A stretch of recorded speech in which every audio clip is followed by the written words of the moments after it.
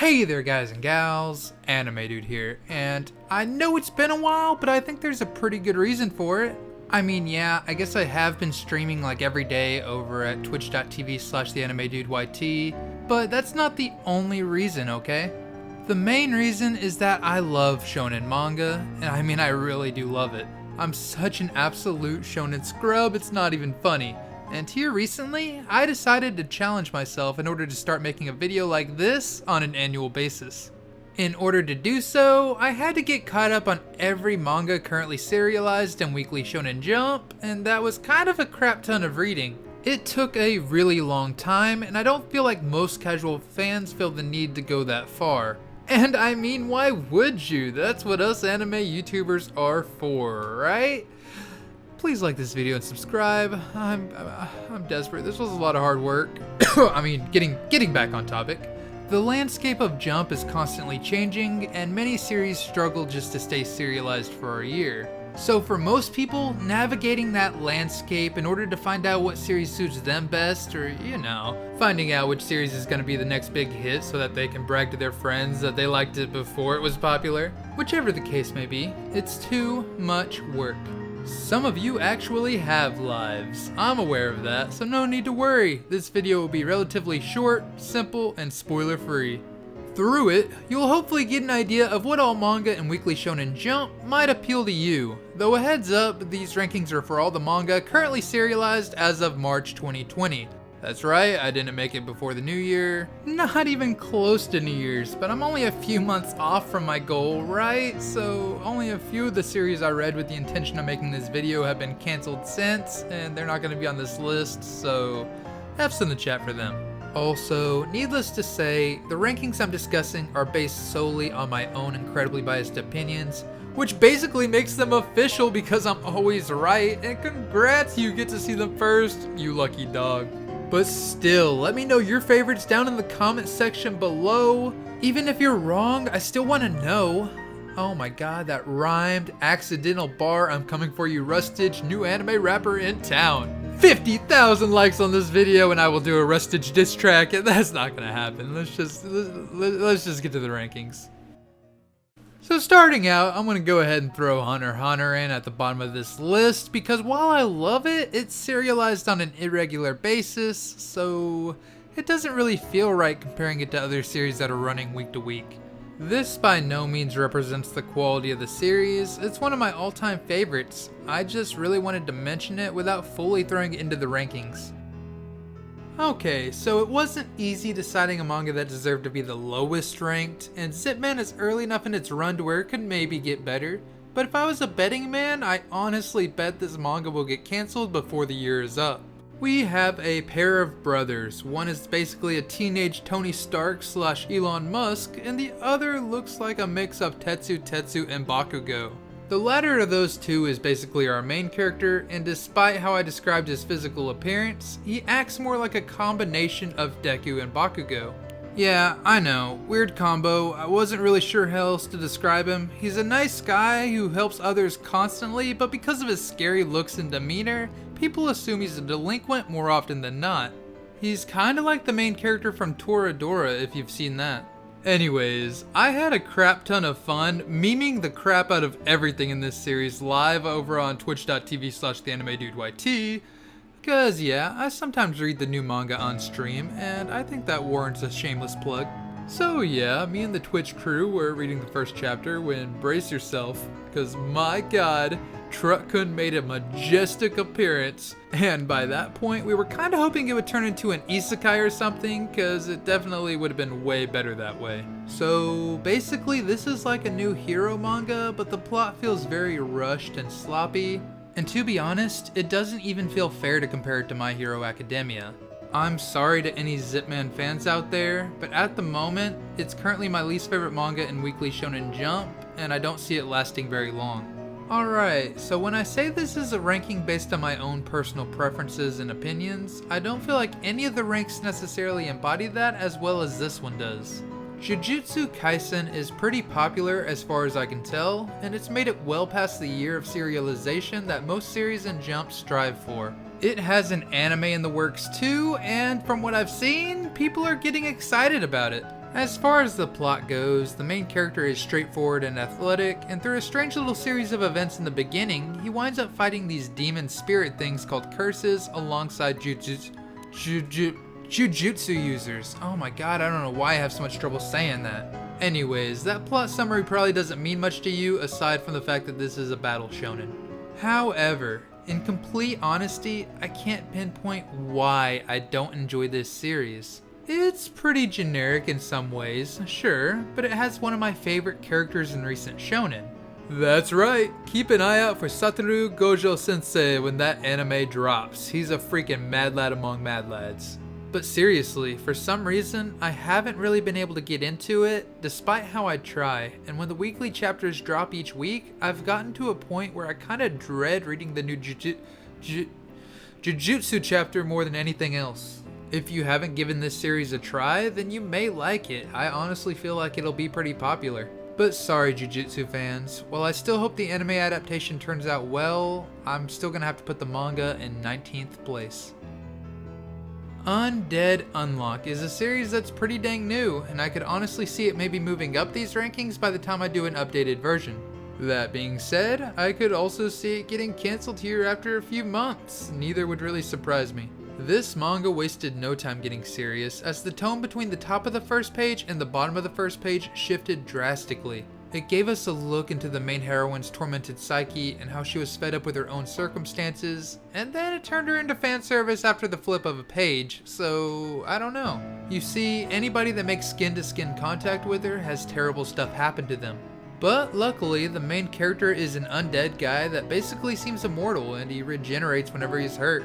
Both characters have these unique aspects to them, but they're not the only ones, and the specifics behind how all these powers work is interesting if nothing else. The main character, as with most immortal characters in fiction, is searching for a way to die, and he believes the main heroine could help him do that someday. Because of his ultimate goal, he may very well have some type of tragic backstory, and the main heroine feels like such a tragic and innocent character herself. After living most of her life in seclusion, I genuinely felt bad for her as she had to deal with our barbaric main character in chapter 1, especially with his dick flopping around everywhere. On one hand, this could be an interesting battle shonen that turns into a series with decent romance as he helps her to expand her horizons in ways she never thought possible. But on the other hand, him trying to learn as much as he can about a power that activates through skin-to-skin contact is an excuse for fan service that this series hasn't been shy about using so far. I don't know, it's kinda hard to know what to think, but I don't want to knock too hard on a series that is this green and has potential. So for now, I'm just gonna leave it here at number 18 and let you decide if it seems like something you're interested in. Here at number 17, we have the first of a few new gag manga. Comedy is not only subjective, but it's kinda hit or miss. For me personally, only one of the new gag manga has stood out above the rest, and this one isn't it. I get it though, with the Gintama serialization ending not too long ago, it honestly just feels as if Jump is kinda desperate to fill in a spot in this genre. Likewise, I bet they're just hoping that one of these series can pan out and become a hit. Also, do keep in mind that gag manga aren't normally the types to ever really be at the top of the rankings. Or at least that's how it normally is with the Shonen Jump rankings, but for my rankings, who knows? We'll just have to wait and see. For now, the first gag manga I want to talk about is Agravity Boys. There's a crew of 4, humanity has basically ended as far as they know, and their ship takes them through a black hole to a new habitable planet that's basically 20 light years away. This sounds like a pretty cool setup to me, but so far, the series has kinda fallen flat. Sure, the poop jokes are funny, and one of them was kinda the most majestic conclusion to a poop joke I've ever seen, as weird as that may sound. But I don't know, it just doesn't really feel like it's gonna pan out.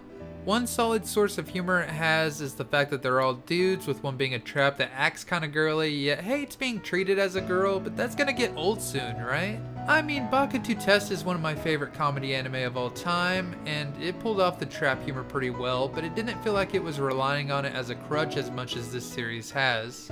So in conclusion, Agravity Boys? Not nearly as epic as Apex Boys! Insert another shameless Twitch plug here. I'm sorry, Kishimoto. I was a huge Naruto fan, but I honestly haven't been able to get into Samurai 8 the same way.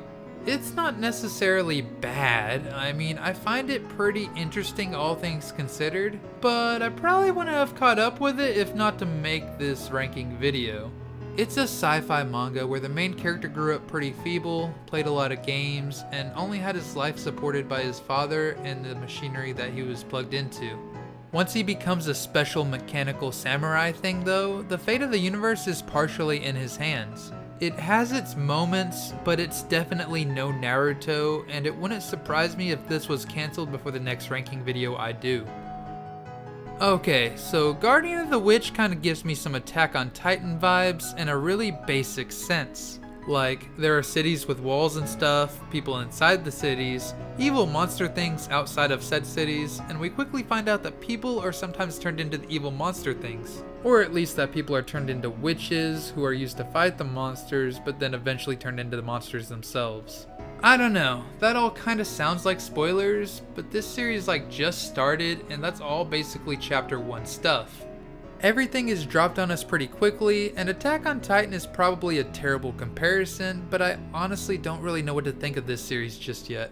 I'm intrigued, but it hasn't really grabbed me yet, and it's still extremely early on, so only time will tell. Da da da da da da da da da da da da da da da Spirit Busters! Okay, pretending that never happened. At number 14, we have Mitami Security, Spirit Busters. There was something strange in the neighborhood, so who'd they call? Some weird combo of Reagan from Mob Psycho and Zenitsu from Demon Slayer apparently? I don't know. Anyways, this guy is a spirit hunter who's scared of spirits, and he comes across a girl who has had hundreds of spirits haunting her entire life. Seeing all these evil spirits trailing behind her, he takes it upon himself to exorcise them all with a mix between Salt Splash and his spirit gun. I mean, his Ghost Be Gone gun. This series is definitely a gag manga, and it has moments that I genuinely think are funny. But this face is made a lot, and I can't tell if it's a good or bad thing that I honestly found myself making the same face when reading all the crazy antics that go on. Oh, but the main character does like basketball, so that's cool. I like basketball too. Look at that, he's #relatable. Anyways, I honestly like a majority of the series in Jump, especially from this point on. So if a series sounds interesting to you, then who knows? It may be worth checking out, even if I ranked it low in comparison to all the other great series available in this magazine. Speaking of which, if you find yourself wanting to read any of the series discussed in this video, then you can find them over on viz.com/ShowNJump or on the Shonen Jump app. They have some chapters for free, but you get access to a ton of different series, both old and new, all from the Shonen Jump vault for only $1.99 a month. This isn't a sponsored video, so I don't have a code to give you or anything, but I just really love that it's so cheap and easy to read all this manga in a way that supports the artists and authors who make them. I probably couldn't have made this video at all if that source wasn't available to me. So, thank you Shonen Jump, very cool. Anyways, back to the rankings. While the rankings were hard to decide between from this point forward, the next spot belongs to yet another gag manga, Mission, Courier Family. This is a gag manga I could see becoming a bit more serious later on, or maybe not, you never know. Gag manga do what gag manga want. Anyways, the main character joins a family of spies and endures heaps of ridiculous training in order to become a badass spy himself. It can be a bit crazy at times, but most gag manga are, and I've genuinely found myself enjoying this series so far. If funny gag manga, tidbits of romance, and protagonists that train under harsh conditions in order to become badass are your thing, then you may enjoy this series. With Weekly Shonen Jump mainly aiming to appeal to a teenage demographic, there's only 2 series in it that I'd say are primarily meant for an older audience. Anyways, the main character is a famous and supposedly unfeeling ninja that's supposed to be sentenced to death. However, as much as he may initially want to deny it, he wants to live to return home to his wife. Coincidentally, him and a bunch of other convicts on death row join an expedition to an island south of Japan. There, they search for an elixir of life, and if they find it, then they can exchange it for the possibility of a full pardon from all their crimes. However, this island isn't a normal island, and their struggle for survival as they unravel its mysteries is pretty dang interesting. I'm really enjoying it so far. The power system is constantly elaborated on, but it still feels kinda rushed and incomplete. And sometimes it even involves sex and stuff, but not really in a fan service kind of way, but more so an unsettling seinen type of way. So yeah, most non-harem anime don't include sex in their power system, so yeah, it's an interesting read if nothing else. Also, the cast of characters it has is just pretty dang likable, especially this female ninja right here. She's kinda bae. I guess I probably should have put this series a little bit higher, but oh well, it's definitely unique when compared to everything else in Jump, and that kind of makes it hard to compare. It's a pretty solid series for any older viewers out there, and I definitely do recommend. In order to help add a bit of variety to the Jump landscape, we literally have a classic rom-com harem series in the mix. I don't really read or watch a ton of series in that genre here lately, so that may be why, but I can genuinely say I've enjoyed this one thoroughly. The characters are all pretty likable, and the main complaint I've seen with it is people thinking their favorite girl isn't going to come out on top as the series comes to near what I'm assuming is its conclusion. What I find cool about that criticism though is the fact that all the girls are likable in their own way, and most people have a different favorite. Our main character isn't naturally smart, but his family is poor and he's essentially the man of the house. Likewise, he studies hard in order to one day give his family a better life, and he understands what it's like to learn something that you don't have an aptitude for. Then, the first two girls we meet are classmates that excel in one area of study each, but really want to pursue their passions in other areas as they go into university. In order for them to all be able to pursue their dreams, the main character tutors each girl in their subject of choice throughout the series. I know a series centered around studying sounds boring, but it's pulled off really well, and the theme of chasing your dreams and doing what you enjoy despite what others may say or where your talents may lie, it's just a theme I can really get behind. You love to see it, so if rom-com harem shows are your thing, I think you'll really enjoy this series. With the first entry into the top 10, we have Dr. Stone. I love Dr. Stone, and my entire life, I've wanted a series like it to exist. So many scientific concepts are explored as humanity is built up through science from square one. More specifically, our main characters are turned into stone statues along with the rest of the planet, and only after a ton of time has passed are they turned back to normal. Then, they have to use real-world science to progress civilization and attempt to turn it back to the way it once was, saving the rest of humanity in the process. It's a series that has its own unique charm, and while it just barely makes my top 10, it wouldn't surprise me at all if some people watching this had it way higher. Screw watching Bill Nye the Science Guy, it's this series that should be experienced in high school science classes around the world. Okay, so before I get bombarded by hate, let me start out by saying that I genuinely do like Demon Slayer, and that I will eventually elaborate on why I have it as low as I do, despite the fact that many of you likely have it as one of your absolute favorites, okay? Okay. If you're one of the people that hasn't seen or read Demon Slayer yet, it's a story about a boy named Tanjiro who becomes a Demon Slayer after his entire family is murdered by a demon, and his sister is turned into one herself. Contrary to what the MyAnimeList synopsis says, this isn't necessarily the story of a spiteful boy looking to avenge his fallen family, but rather it's the story of a kind-hearted boy striving to turn his sister back to normal. It's a genuinely interesting series, but it's not perfect and the fights often seem drawn out and overly lengthy. I haven't actually finished the anime yet, but from what I could tell, the fights in it were much more engaging than the fights in the manga counterpart. It wouldn't surprise me if this manga is in its final arc, and honestly this arc is kinda disappointing me a bit, though I still think it's worth the read. It has a way of fleshing out a majority of the main characters and villains, making us care for them when you least think you will. However, despite the fact that I'm praising it, I honestly kind of expect some pullback from those that have fallen in love with Demon Slayer throughout the anime's run. It's become a very popular and beloved series, so much so that it actually passed up One Piece in the sales for last year.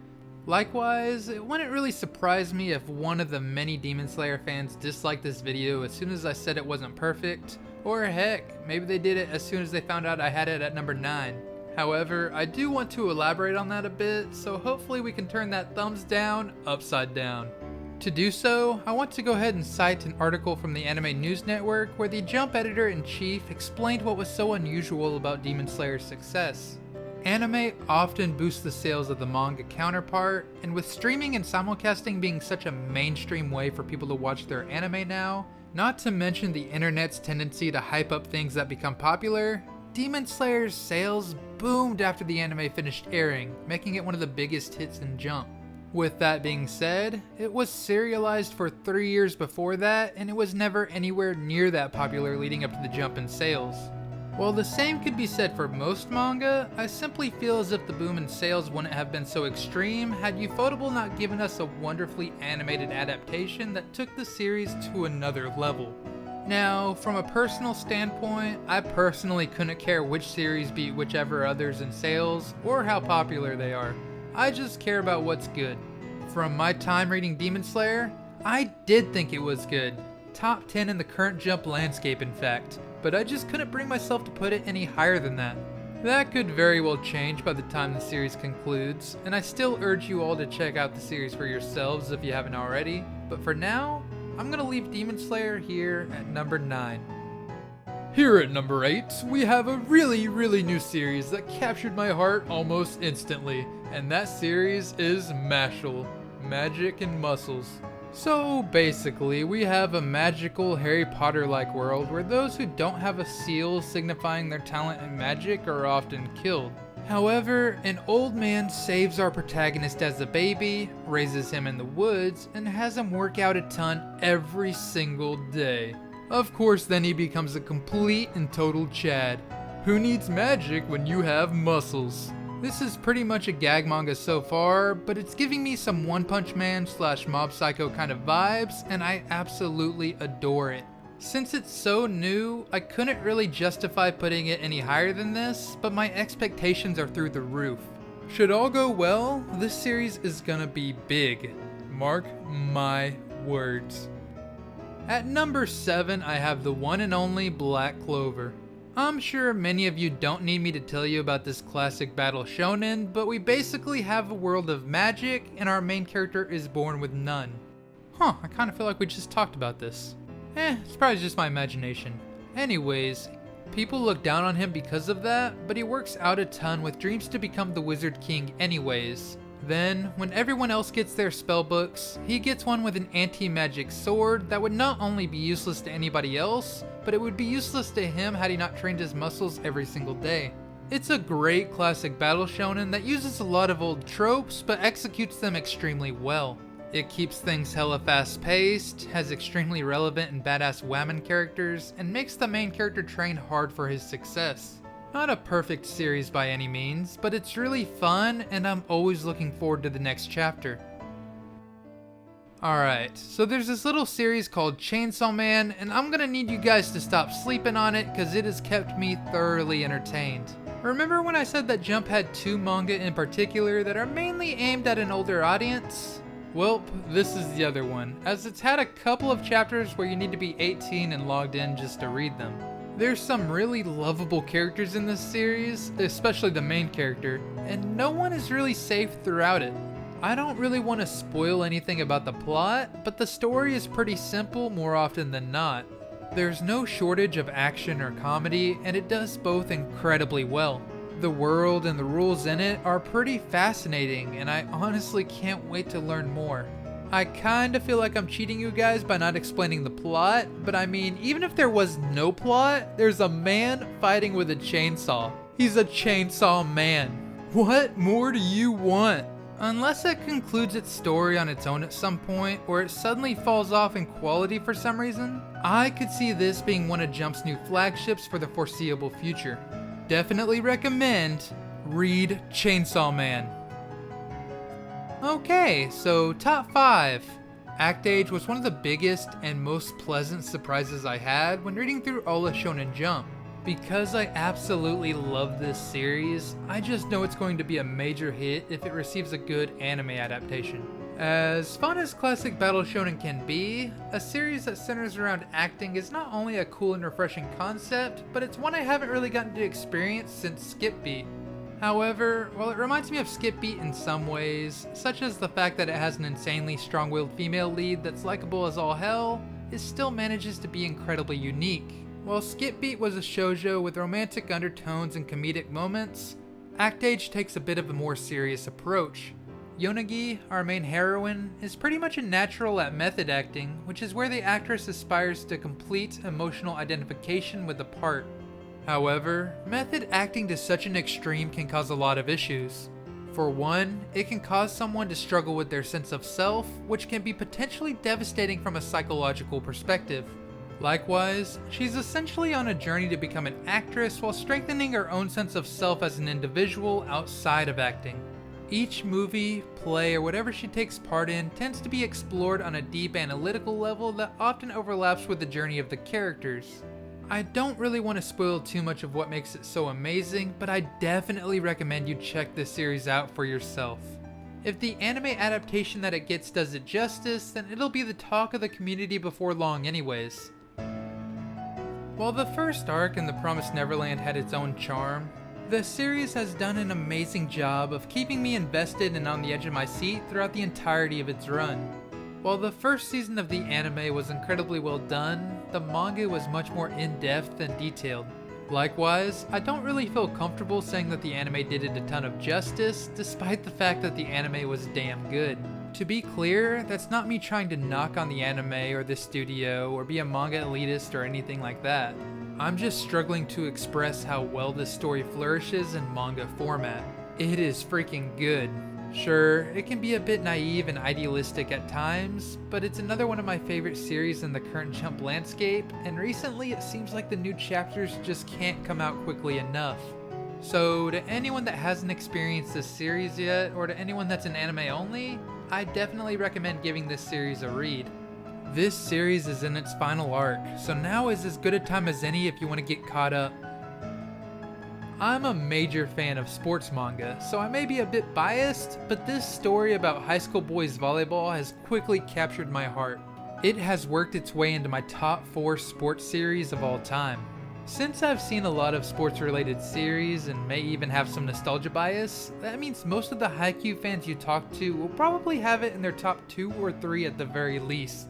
Our main character this time around is a short, orange-haired kid named Hinata who wants to get good at volleyball. After he goes to high school, he meets plenty of others that share that passion. It's a pretty typical sports shonen in a lot of ways, but it's definitely done right, and I definitely recommend it. I never imagined I would get so into a series about volleyball, but I honestly can't get enough. I'm hooked. Which kinda sucks, cause at the moment, Haikyuu is in its final arc. So, kinda like The Promised Neverland, if you have not read this series yet, then now might be as good a time as any to start. So at the number 2 spot, I'm placing a series that I always look forward to each week, and I have for a long while now, My Hero Academia. In a superhuman society, our protagonist Deku strives to become the number 1 hero. There's a lot of people that started hating on this series after its rise in popularity a few years ago, and I honestly expect its ranking to be a topic of debate. But nevertheless, this is currently my second favorite series in Weekly Shonen Jump. Some people say that this series has fallen off, but honestly some of its recent arcs have been some of its very best. It's only getting better. Some of the foreshadowing is starting to pay off, and some of the characters that I couldn't have cared less about before are getting fleshed out and becoming some of my all-time favorites. Likewise, I strongly urge you to check out my video on why you should watch/read My Hero Academia if you haven't already. It's a series that should be a Jump flagship for many years to come, and I can't wait to see where the story goes. And at number 1, we have One Piece. After over 22 years in serialization, you'd think that One Piece would be at a point where it was ready to drop off, but much like My Hero Academia, its recent arcs and events have kept me as interested as ever. In this story, our main character travels the world in search of the ultimate treasure, putting together a crew that'll help him become the king of the pirates, and the way the world is built throughout that journey never ceases to amaze me. I know I'm going to come off as a stereotypical One Piece fanboy by placing it in the undisputed number 1 spot so easily, especially with so many other great series in Jump right now, but you know what? Maybe I am just a One Piece fanboy. It's been so good throughout this past year that no matter how many other great manga I've started or got caught up on, I can't imagine any of them topping One Piece anytime soon. Each week I now read one chapter from each of the 20 series in Jump at the very least, and out of all of those, One Piece is almost always the most enjoyable. Should a series that clearly reigns supreme over One Piece ever come along, I think I'd be able to admit that, but for now, read One Piece if you're not already. Sure, over 960 chapters and counting can sound intimidating, but it honestly just flies by. Heck, some of the guys over in the Rant Cafe have been rereading it alongside Animac from Anime Uproar for their One Piece Virgin podcast. Animac had been avoiding One Piece for years too, but now he's loving it. Go read it alongside them if that's what it takes. I'll leave a link to the first episode of the One Piece Virgin podcast down in the description below. There's no need to rush yourself either. Oda is one of the best world-building storytellers out there in any medium, and as long as you focus on enjoying the journey rather than catching up or reaching some destination, then you're in for a wild ride. The landscape at Jump is constantly changing, with most series not making it through an entire year of serialization. So hopefully, from now on, I can continue to do some updated rankings or something along those lines at least once a year now that I'm caught up. Heck, it wouldn't surprise me if fan favorites like Haikyuu, The Promised Neverland, and maybe even Demon Slayer were to end before 2021. Despite the memes we make, One Piece can't go on forever either, and as heartbreaking as that can be, I'm still really excited when I start to think about what all the future of Jump has in store. I want to give a huge thank you shout out to Jessica, Shelly, and everyone else over on Patreon for helping to make videos like this possible. I hope you all enjoyed this video as much as I enjoyed making it, and if you did, let me know in the comment section below whether or not you'd like to see more videos like it. Also, what are some of your favorite series in Jump? Did you agree with my rankings, or were yours way different? Let me know, and feel free to debate about it down in the comment section below. Just be polite about it, okay? Anyways, thank you all for watching, and Anime Dude out.